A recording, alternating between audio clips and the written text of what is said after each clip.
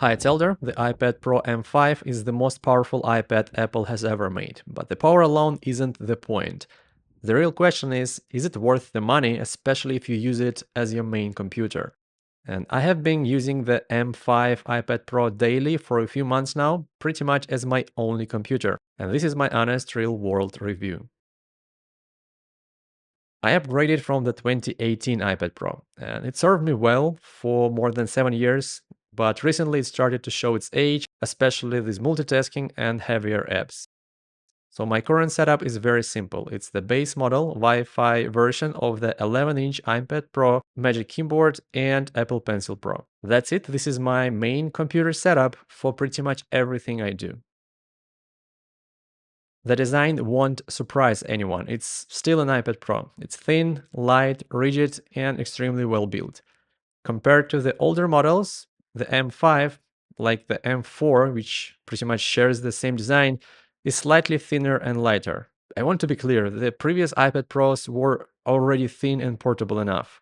And this isn't a transformative change for mobility. It's more about subtle refinement, that premium feeling you notice when you use something all day, every day. The tandem OLED display is excellent. Deep blacks, strong contrast, and brightness that actually holds up outdoors. It's the best display Apple has ever put in any of their products, and it's even better than the mini LED display on my MacBook Pro. That said, the displays from 2018 or 2021 iPad Pro are also very good, and unless you compare them side by side, you won't really notice a big difference there. Performance is excellent, the best I have experienced on any iPad. Everything feels instant, no lag, no dropped frames, no moments when system feels like it's catching up. And I use this iPad for interface or web design, multitasking, video editing, and a lot of general productivity stuff, but it never slows down. And it's not because it does some things differently or some new things. It's because it removes the friction completely. I think it's the first iPad which feels constantly as smooth as my MacBook Pro, and that's a big deal. The Apple Pencil Pro paired with the M5 iPad Pro offers the best pencil experience. I often use it for quick wireframes, sketching, notes, and brainstorming ideas. But to be honest, the older iPads, let's say this generation 2 of the Apple Pencil, are still pretty much exactly the same when it comes to the overall experience. The Magic Keyboard is unchanged from the M4 model, and that's actually a good thing because it's still one of the best tablet keyboards available with a solid trackpad and great typing feel. But it's also expensive and it pushes the total price into the laptop territory very quickly.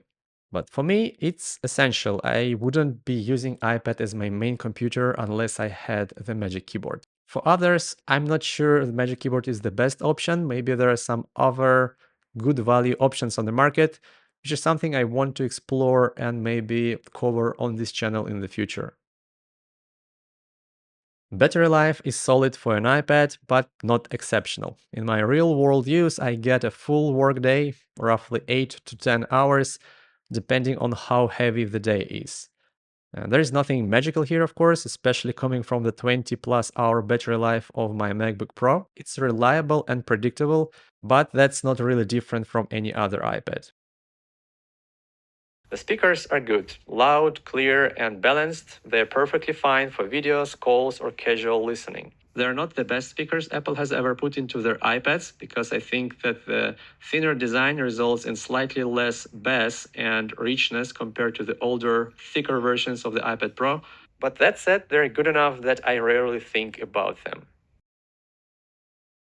The important thing here is that almost all iPadOS features are not exclusive to the M5 version of the iPad. You don't need this chip for the basic task or everyday use. And you can get pretty much the same functionality even on the cheapest regular iPad. What you're paying for is consistency, smoothness under pressure, and long-term usability, not some special software tricks. So if your current iPad feels fast, the M5 iPad Pro won't change how you use it. For example, it will not allow you to connect a second 5K monitor or something like that. So let's talk about the price, because once you add the Magic Keyboard and the pencil, you are well into MacBook Pro territory. And for many people, that will be too much. And honestly, that's fair. For me, it makes sense because this replaces my computer and I do use my iPad for a very long time. But if this was a secondary device, I'm not sure I would be able to justify the cost. So is it worth it for me? Yes, absolutely. It removed every daily frustration I had with my old iPad, and it feels like the first iPad that can be my main computer. Would I recommend it to everyone?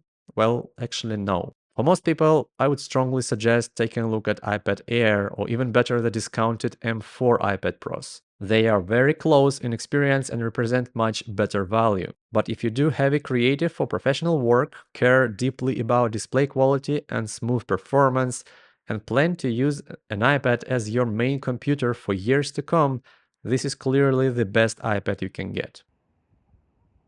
So let me know in the comments what iPad do you use now and would you upgrade to M5 iPad Pro. Thanks for watching. I will see you next week.